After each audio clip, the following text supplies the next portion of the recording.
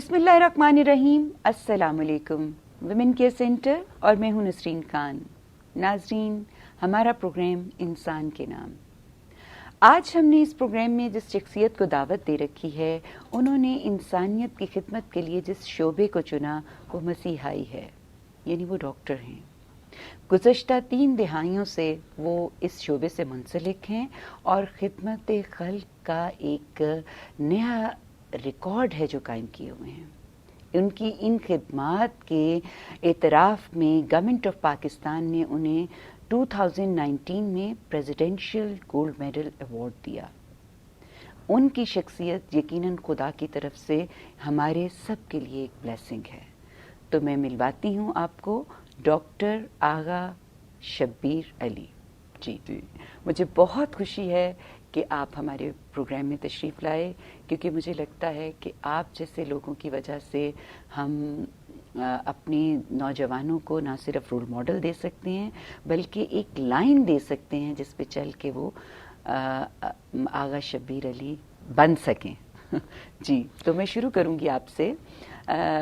آپ نے ماشاءاللہ بہت سارے آپ کے پاس ڈگریز ہیں جن کی ایک طویل لسٹ ہے، اور آپ نے ایسے کام کیے ہیں میڈیسن میں جو کہ نئی طرح ڈالتے ہیں. تو میں جاننا چاہوں گی کہ سب سے پہلے آپ ہمیں تھوڑا سا تعارف دے دیں کہ آپ نے ابھی تک سو فار جو کیا ہے وہ کیا ہے، اور اس کے پیچھے آپ کیا چیز تھی جو آپ کو ڈرائیو کر کے اس طرف لے کے جا رہی تھی. Thank you madam Nasreen. پہلے تو میں وومن کیئر سینٹر اور انسانیت کے نام پر پروگرام کا شکر گزار ہوں کہ اس نے مجھے یہ آنر دی کہ میں اپنی میڈیکل لائف جو قریباً مور دین 35 ایئرس پہ ایکسپینڈ کرتی ہے، وہ آپ کے توسط سے اپنے دوستوں سے، اپنی اس کمیونٹی سے اور ینگ جنریشن کے ساتھ شیئر کر سکوں. انڈیڈ یہ میرے لیے آنر بھی ہے، میرے لیے فخر بھی ہے، اور میں آپ کے لیے اس کا اور وومن کیئر سینٹر کا انتہائی مشکور ہوں. جی تو آگے چلتے ہوئے آپ ہمیں تھوڑا سا تعارف دیں کہ کہاں سے یہ سفر شروع کیا آپ نے.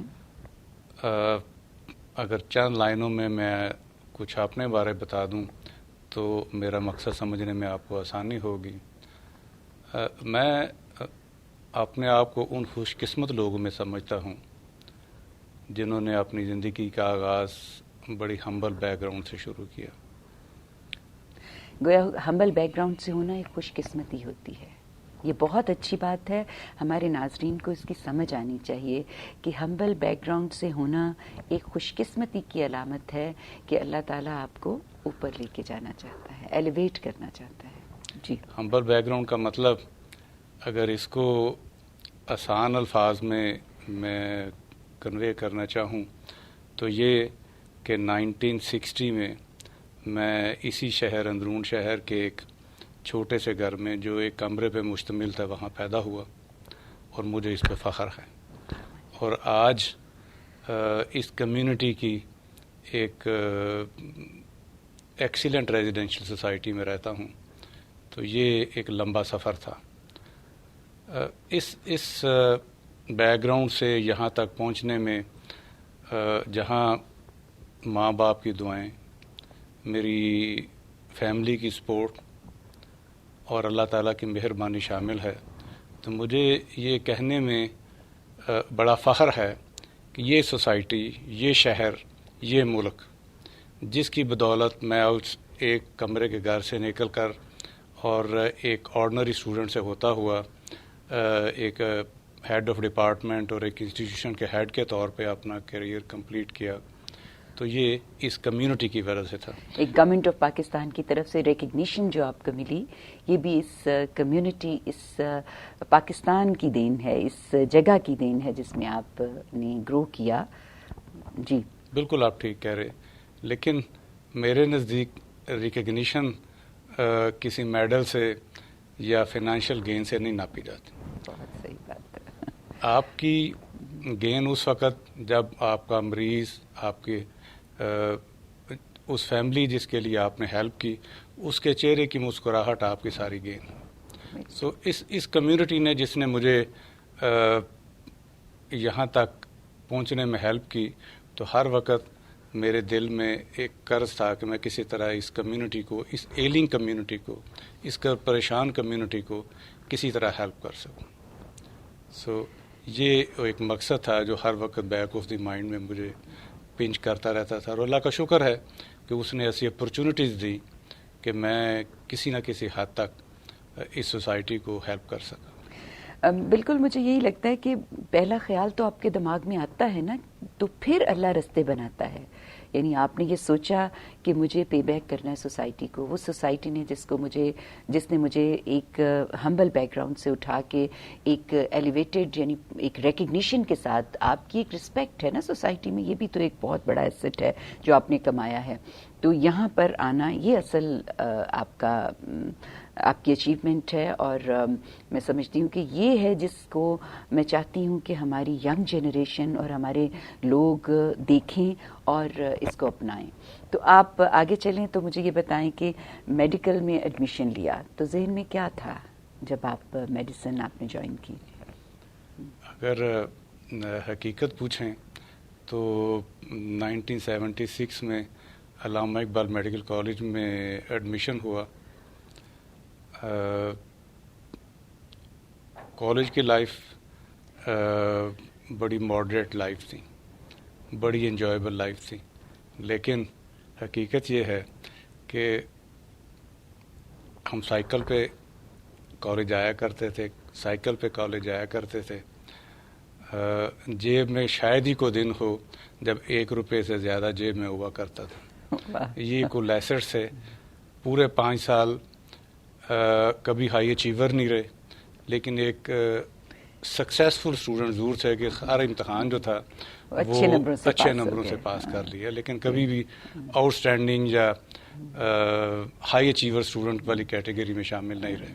جی ڈاکٹر صاحب، مجھے ابھی پچھلے دنوں کسی نے پروگرام دیکھا تو انہوں نے یہ مجھے کہا کہ آپ اپنے پروگرام میں آؤٹ اسٹینڈنگ لوگ جو دنیا میں بڑا نام پیدا کرتے ہیں ان کو کیوں نہیں لے کے آتی. تو میرا ایکچولی مطمع نظر یہ ہے کہ وہ لوگ جو عام لوگ ہیں انہوں نے جس طریقے سے اسٹرگل کر کے اپنا نام بنایا، میں تو ان لوگوں کو دنیا کو دکھانا چاہتی ہوں، کیونکہ بہت سارے لوگ ہیں جو اللہ تعالیٰ ایکسٹرا آرڈنری ایبلٹیز کے ساتھ پیدا کرتا ہے، اور وہ ایکسٹرا آرڈنری ایبلٹیز کبھی پازیٹیو اور کبھی نیگیٹیولی یوز ہو رہی ہوتی ہیں.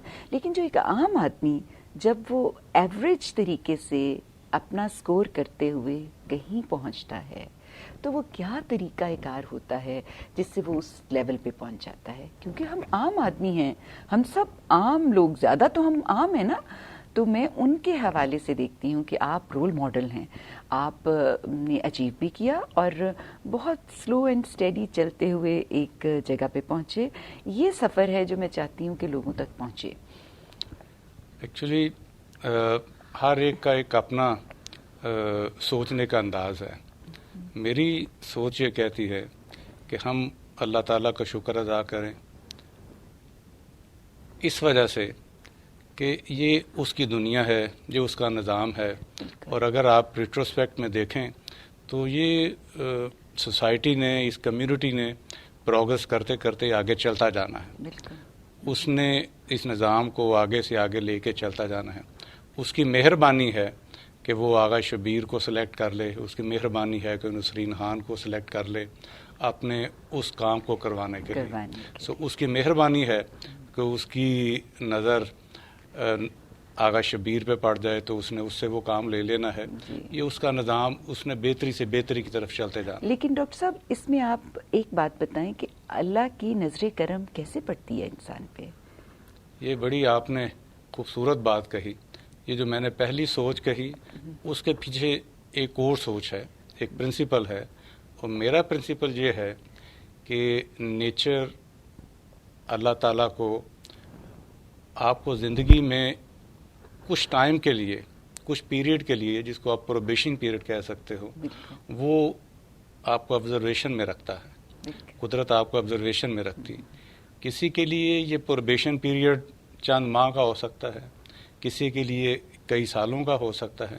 جب اس پیریڈ میں آپ اس کے معیار پہ پورا اتر جاتے ہیں، آپ بھی اپنی لائف میں اس فیز کو دیکھیں، جب اس مشکل وقت میں اس پروبیشن آبزرویشن کے پیریڈ کو جب قدرت آپ سے اپنی ایکسپیکٹیشنز پہ آپ پورا اتر جاتے ہو، تو پھر ون آفٹر دی ادر کچھ ایسے راستے بنتے ہیں آپ کی پروگرس کے، آپ کی اچیومنٹ کے، کہ آپ کو سمجھ نہیں آتی کہ کس طرح میں ایک کے بعد ایک اپنی منزلیں جو ہیں وہ حاصل کرتا رہا۔ سو اس جو پروبیشن سخت پیریڈ جس میں بہت سارے لوگ ڈپریس ہو جاتے، پریشان ہو جاتے ہیں، اپنی ایفرٹ کو چھوڑ دیتے ہیں، تو وہ اس پروبیشن پیریڈ میں ناکام ہو جاتے۔ لیکن اگر آپ قدرت کے اس پروبیشن پیریڈ پہ پورا اترتے ہو تو پھر اللہ تعالیٰ آپ کے لیے ایسے راستے پیدا کرتا ہے کہ جو ایمبیشن، جو مقصد آپ نے سوچا تھا، ون آفٹر دی ادر آپ سب کچھ اچیو کر لیں۔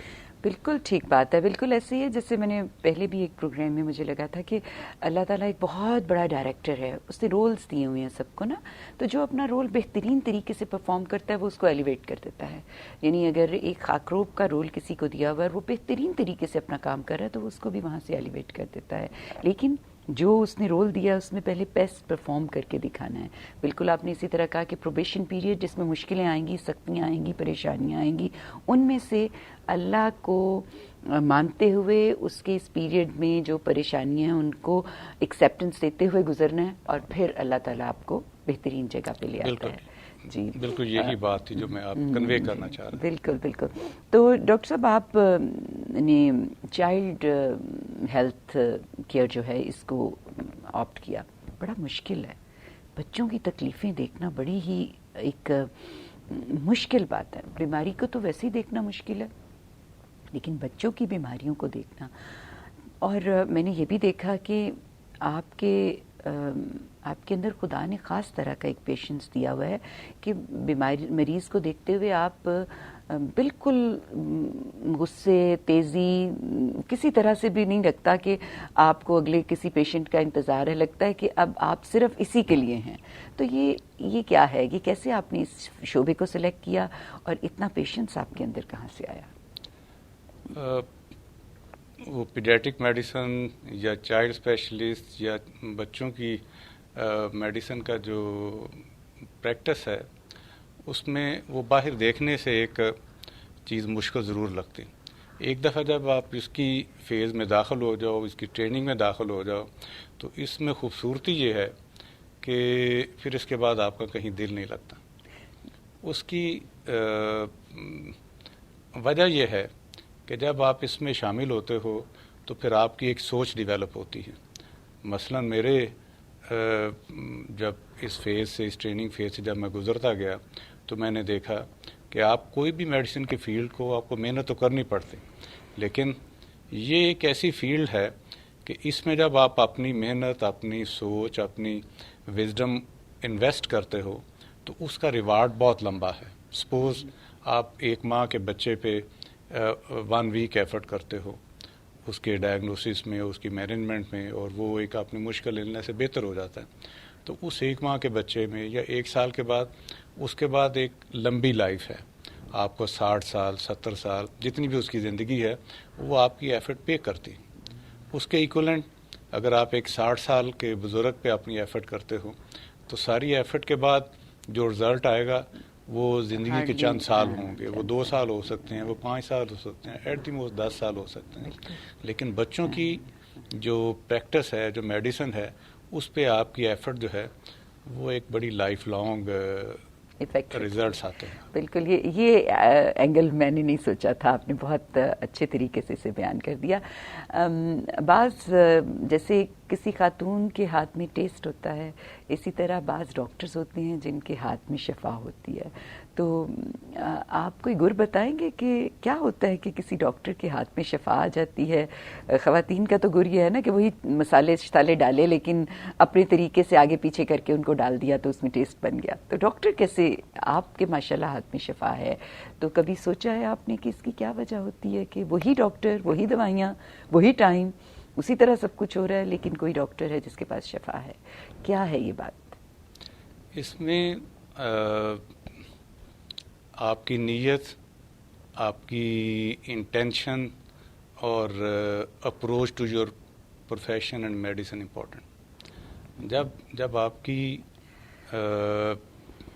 اچھے ارادے کے ساتھ اور اس آبجیکٹو کے ساتھ کہ میں نے اس فیملی کو ہیلپ آؤٹ کرا. جب آپ ایک بچہ آپ کے پاس آتا ہے, جب گھر سے ایک ڈاکٹر کے پاس آتا ہے, تو اس کی مدر, اس کا فادر, اس کے میٹرنل گرینڈ پیرنٹس, اس کے پیٹرنل گرینڈ پیرنٹس, سارے فوکس جو ہے وہ اس بچے کی ایک, چاہے وہ مائلر النس ہو چاہے ماڈریٹ النس ہو, تو وہ جب آپ ایک بچے پہ اس کو ہیلپ آؤٹ کرتے ہو اس پرابلم سے ریکور کرنے میں, تو ان ساروں کی بلیسنگ جو ہیں وہ آپ تک پہنچتی.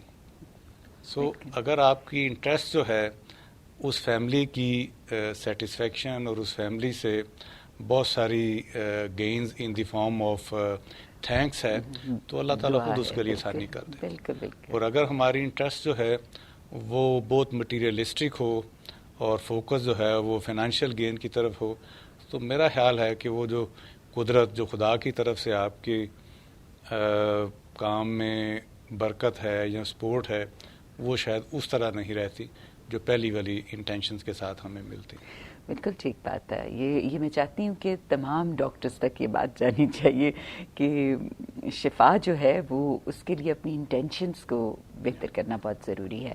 جی ڈاکٹر صاحب, تو آگے تھوڑا سا بڑھتے ہیں, تو مجھے یہ بتائیں کہ آپ کیا سجیسٹ کرتے ہیں کہ ہم اپنا لوگوں کو کیا مشورہ دیں جس سے کہ وہ اپنی زندگیوں میں خدمت خلق کے لیے رول ادا کریں, تو کس طریقے سے ان کو ہم اس طرف لے کے آئیں, کیونکہ آپ تو کر رہے ہیں, آپ نے کیسے کیا, ہم نئی جنریشن کو کیسے موٹیویٹ کریں کہ وہ بھی اپنی زندگی میں یہ ایک پہلو جو ہے اس کو ایکٹیو رکھیں کہ انہوں نے خدمت کرنی ہے, جو بھی پروفیشن اڈاپٹ کرنا ہے اس میں خدمت کرنی ہے. کیا کریں بچے ہمارے, نئی جنریشن کو کیا کرنا چاہیے؟ یہ اگر میں آپ کو نسرین اس کو سمپل الفاظ میں بتاؤں تو یہ ہماری سوسائٹی کا ایک ڈائلاما ہو گیا ہے. ہم ایک دو لیکچر کے ساتھ, دو تین واٹس ایپ میسیجز کے ساتھ, ایک آدھ انٹرویو کے ساتھ بہت بڑے آبجیکٹیو لینا چاہتے ہیں. کسی کی سوچ کو بدلنا وہ صبح اٹھتے ہی دو میسج واٹس ایپ پڑھنے سے نہیں آئے گا. کسی کو ایک موٹیویشنل, آج کل جو ایک سوسائٹی کا ہمارا حصہ بن گیا ہے, دو چار موٹیویشنل لیکچر سنانے سے نہیں ہوگا. اس کے لیے ایک لمبی ایفرٹ ہے جس میں میرے خیال میں تین کردار بہت امپورٹنٹ ہیں. ایک پیرنٹس کی شکل میں, دوسرے ٹیچرز کی شکل میں, اور ابو آل جب آپ پریکٹیکل لائف میں آتے ہو تو پھر آپ کی جو اسپاؤس ہے, جو آپ کا بیٹر ہاف ہے, وہ کس انٹینشن کے ساتھ آپ سے ایکسپیکٹیشن لے کے چلتے. جب تک پیرنٹس جو ہے وہ بچوں کو ایک پازیٹیو ایٹیچیوڈ کی طرف نہیں ان کے مائنڈ کو لے کے آئیں گے, بچہ جو ہے وہ اس انداز سے نہیں سوچے گا. اگر گھر میں ہر وقت فنانسز کی, مٹیریلز کی اور کار بنگلوز کی باتیں ہوں گی, نیور ایکسپیکٹ. سوچ ویسے ہی بنتی جائے گی. جب ٹیچر جو ہیں وہ اسٹوڈنٹس کو بتائیں گے کہ کون سا پروفیشن ایسا ہے کہ جس میں آپ شارٹ کٹ کے ساتھ زیادہ فنانسز گین کر سکتے ہو, تو آپ بچے میں پازیٹیو سوچ نہیں رکھتے. یعنی آپ ایجوکیشن میں صرف یہ سوچیں کہ آپ نے زیادہ سے زیادہ کمائی والا شعبہ اڈاپٹ کرنا ہے, تو پھر آپ کچھ نہیں کر سکتے, جو آج کل ہماری سوسائٹی کا حصہ بنتا جا رہا ہے. بالکل. سو ہمیں اس کی جو روٹ کاز ہے اس کو ایڈریس کرنا ہوگا. اپنے فیملی سسٹم میں پازیٹیو انٹریکشن, پازیٹیو سوچ لے کے اپنے گھروں کے اندر, اسکول میں, انسٹیٹیوشنز میں ٹیچر جو ہیں وہ بجائے ہر وقت لیکچر اور کریکولم سے ہٹ کے سوشل ایشوز پہ, ایتھکس کے اوپر اپنے اسٹوڈنٹس کو موٹیویٹ کریں.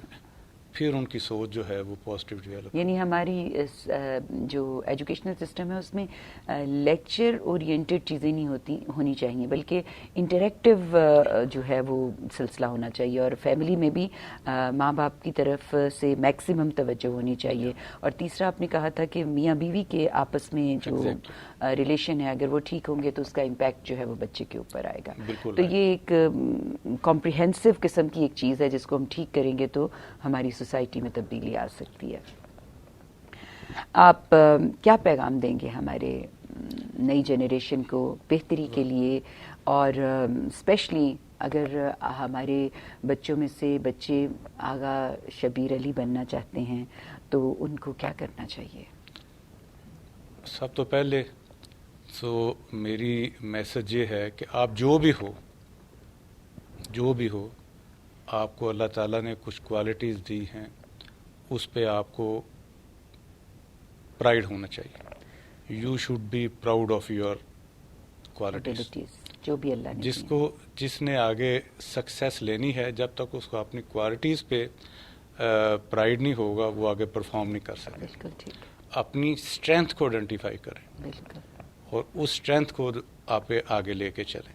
بالکل ٹھیک ہے. جس اسٹیج پہ آپ ہو اس پہ آپ پرفارم کر کے دکھاؤ. ہمارا پرابلم یہ ہے کہ ہم اگلے والی اسٹیج کو سوچنا شروع کر دیتے. جس پوزیشن پہ آپ کام کر رہے ہو اس پہ بیسٹ پرفارم کرو. ایک ٹیم میں رہ کے ٹیم ممبر کی حیثیت سے پرفارم کرنا سیکھو. یہاں جب تک آپ ایک ٹیم کے ساتھ کام نہیں کرو گے، ٹیم میں رہ کے آپ کو کام کرنا نہیں آئے گا، اس وقت آپ بڑی ایمبیشنز نہیں کر سکتے. سو ایک ٹیم ممبر. اور سملرلی جب وقت کے ساتھ آپ لیڈنگ رول میں آتے ہو تو پھر اپنے جو ارد گرد آپ کے ساتھ لوگ ہیں ان کو ہیلپ آؤٹ کرو، ان کو گائیڈ کرو کہ میں جس اسٹیج پہ ہوں تو میں اپنی ٹیم میں ان لوگوں کو ایلیویٹ کروں، ان کو ٹیچنگ، ٹریننگ، ان کی کوچنگ، ان کو یعنی آپ کو لوگوں کو لیڈر بنانا آنا چاہیے.